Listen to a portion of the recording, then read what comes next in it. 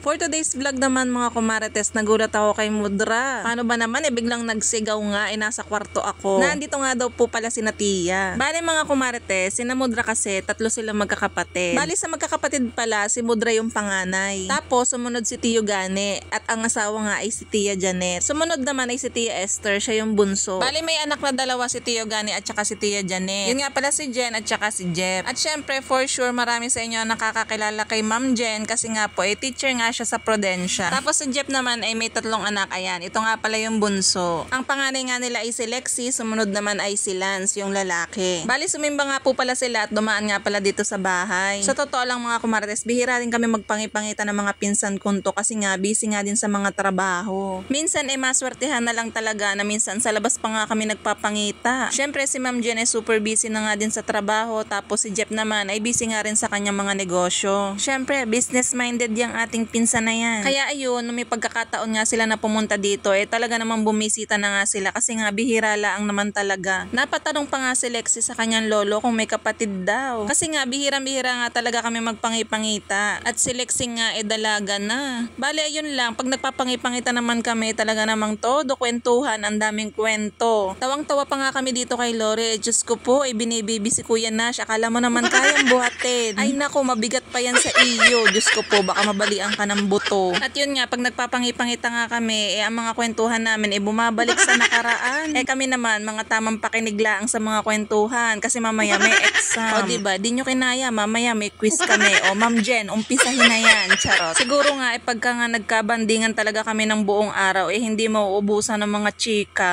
Nako kasi, kung matutanong niya talaga ng mga kabataan namin, dati sina Jen at saka si Jeff sa amin natutulog. Tapos minsan kami naman sa kanila. Sa mga kalokohan, ako magkabanding yan si Jeff at saka yung kapatid ko na nasa Japan. Basta sa panchichicks, dun magaling. Uy. Oh, Lori, alam mo na ha. Pero syempre, iba na ngayon kasi may mga anak na. Syempre, tinunay yan si Jeff. Kita nyo naman yung anak niyang lalaki. Naku, kamukhang kamuka. Yan nga pala si Lance. Kita nyo naman napakapoging bata. Tapos yung dalawang babae naman, version na version din ng kanilang daddy. Walang nakuha ata kay Lori. Huy. Ganon talaga mga kumarites. Malakas talaga yung dugo namin. Malalakas ang mga dugong biglete. Hindi ko na nga nabidyohan dito mga kumarites kasi sobrang haba ng mga napagtsikahan namin. Kaya ayan, nagpicture na nga lang ako. Syempre, hindi ko na ibibida sa inyo kung ano yung mga napagkwentuhan at nako, baka bumalik tayo sa nakaraan. Medyo gabi na nga rin nang umalis si Tia at pagkatapos nga namin magpicturan, ayan, umalis na nga rin po sila. Tama naman na naandito nga yung girlfriend ni Dawi na si Chrislyn. Nasa SM sila ng mga bata kaya sabi ko umuwi na sila. Para makilala nga din niya itong mga pinsan namin. Yung mga bata pa nga daw, nagyayakag pa nga daw na maglaro ng isa pa. Sabi ko, naku, yayain mo nang umuwi at iniintay ka ni Tia. At yun nga, bago nga umalis si Tia Janet, naabutan naman nila si Chrislyn. Ang sabi pa nga ni Tia Janet kay Chrislyn, pagpasensyahan mo na kami ha, at talagang pagka nagkasama-sama ay maiingay.